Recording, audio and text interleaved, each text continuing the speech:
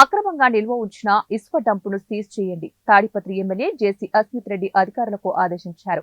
అనంతపురం జిల్లా తాడిపత్రిలోని నందలపాడు వద్ద ఉన్న ఇసుక డంప్ ఎమ్మెల్యే పరిశీలించారు. అక్రమంగా నిల్వ ఉంచిన ఇసుక డంపును సీజ్ చేయండి అని తాడిపత్రి ఎమ్మెల్యే జేసీ అస్మిత్ రెడ్డి అధికారులకు ఆదేశించారు.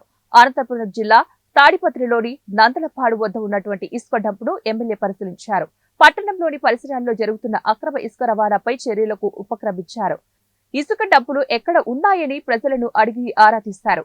అక్కడికి ముందుగా కార్యకర్తలు వెళ్లి పోలీసులు స్వాధీనపరుచుకునే వరకు వారు అక్కడే ఉండే విధంగా చర్యలు తీసుకున్నారు. సంబంధిత అధికారులకు ఫోన్ చేసి ఎక్కడా కూడా అక్రమ ఇసుక తవ్వకాలు జరగకూడదని ఎమ్మెల్యే అల్టిమేటం జారీ చేశారు.